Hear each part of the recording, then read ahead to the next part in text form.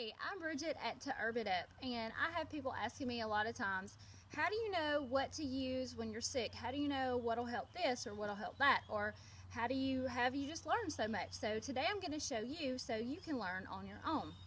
And the biggest way that I learn is through books. I read all the time. Now, I have a ton of books in front of me, and that doesn't mean that I've read every page of every book. But I use these as references, and I'm constantly looking and reading, maybe not through the whole book, but I'm reading about them. And there's also a lot of good information on the internet too. And so that's how I do most of mine. I have so many books that if there was a support group, I would be like the main member in it. I have just a ton of books. And so here's some of the ones that I have and I use. Nutritional Herbology. This is a book that is actually a little bit more advanced, maybe not the best for someone starting out, but it has some really good information on all different kind of herbs and all of their nutrition content, all of their minerals. So it's really good about breaking down herbs.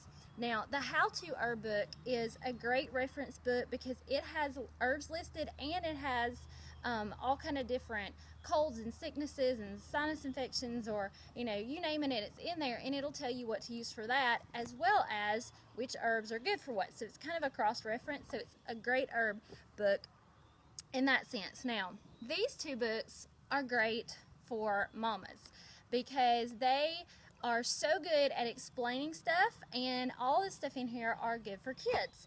And so it's a good book, good reference book, and it's a great place to start out for beginners if you're new to herbs. And this is the ABC Herbal. This is A Mother's Guide to Herbal Extracts Saving Tristan. And both of those are written by parents, and like I said, they're just great reference books. I also have Earl Mendel's, Herb Bible.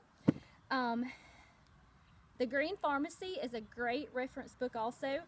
It's similar to the herb book where it has all herbs listed and what they're good for.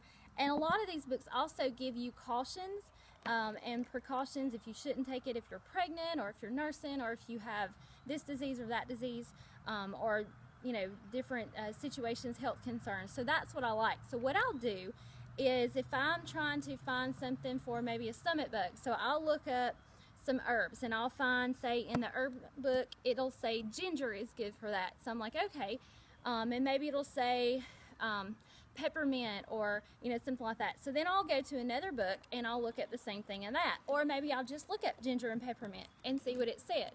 And then once I look up in a couple of different things and I find what they have in common, those herbs are the ones that I go to. And after I resource and look up several different ones and I haven't seen any cautions or precautions or things that I need to stay away from or be careful of, then I know that those are pretty safe to use, and so I feel confident and I'll go ahead. That's how I research. There's also the Making Babies book from the Bulk Herb Store, and the Bulk Herb Store is a website and a store where I order a lot of my herbs, and they have tons of information, tons of videos, and so I get a lot of stuff there. But this is some of the herbs, some of the books that I use, some of the resources, and that's how I have learned so much about herbs. So now you can go out and learn for yourself.